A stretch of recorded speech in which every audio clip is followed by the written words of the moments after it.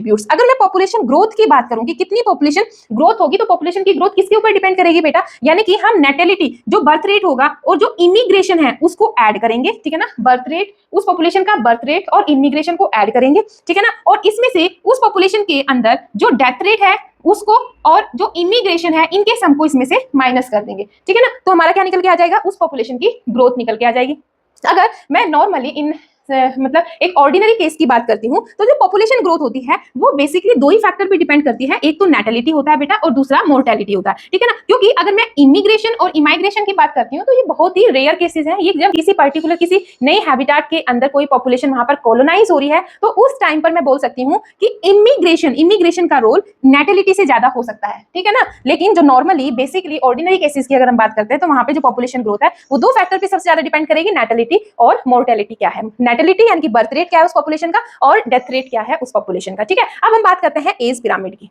होता क्या है, देखो सबसे पहले तो ये एक ग्राफिकल रिप्रेजेंटेशन है, ठीक है ना, ग्राफिकल रिप्रेजेंटेशन है ऑफ द एज डिस्ट्रीब्यूशन की ग्राफिकल रिप्रेजेंटेशन है किसी भी पॉपुलेशन में, ठीक है ना। अगर हम सपोज करो हमने यहाँ पर क्या लिया बेटा, यहाँ पर हमने ह्यूमन पॉपुलेशन को लिया है, ठीक है ना, हमने यहाँ पर ह्यूमन पॉपुलेशन को लिया है, तो यहाँ पर ह्यूमन पॉपुलेशन की हमने एज डिस्ट्रीब्यूशन के अलग अलग ग्राफ बना के हम रिप्रेजेंट कर रहे हैं। जैसे कि पहले वाले पिरामिड को देखो, ये फर्स्ट है, उसके बाद में सेकंड पिरामिड है और ये थर्ड पिरामिड है, ठीक है ना। अब इस फर्स्ट पिरामिड को देखो जो मैंने ब्लैक मार्कर से ड्रॉ किया है, ठीक है ना, यहाँ ये वाला एज डिस्ट्रीब्यूशन ग्रुप है, ये है बेटा प्री रिप्रोडक्टिव एज ग्रुप, ठीक है ना, मतलब कि यहाँ पर जो मेंबर हैं ये वाले जो ब्लैक मार्कर से मैं डिनोट कर रही हूँ ये क्या है, प्री रिप्रोडक्टिव एज ग्रुप के मेंबर हैं, ठीक है ना। प्री रिप्रोडक्टिव एज ग्रुप मतलब कि वो अभी रिप्रोडक्शन वाली फेज में नहीं है, प्री रिप्रोडक्टिव फेज में है, ठीक है ना, यानी कि जो नंबर है इंडिविजुअल का, जो नंबर यहाँ पे दिख रहा है, यहाँ पर प्री रिप्रोडक्टिव इंडिविजुअल काफी ज्यादा है, ठीक है ना, यानी कि अब आगे चल के ये प्री रिप्रोडक्टिव इंडिविजुअल किस में जाएंगे, ये प्री रिप्रोडक्टिव ग्रुप जो है ये कुछ टाइम के बाद में कहाँ होगा बेटा,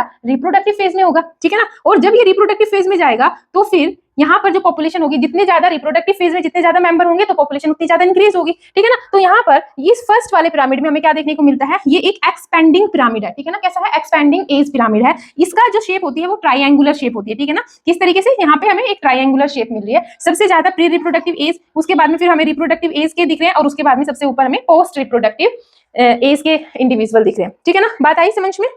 उसके बाद में देखो स्टेबल, और हाँ ये कहां पर मिलेगा हमें, बेसिकली ये मिलेगा जो भी हमारे डेवलपिंग कंट्री होते हैं, ठीक है ना, डेवलपिंग कंट्री की जो पॉपुलेशन होती है उसमें हमें ये वाला ग्राफ देखने को मिलता है, एक्सपेंडिंग एज पिरामिड वहां पर देखने को मिलता है। उसके बाद में हम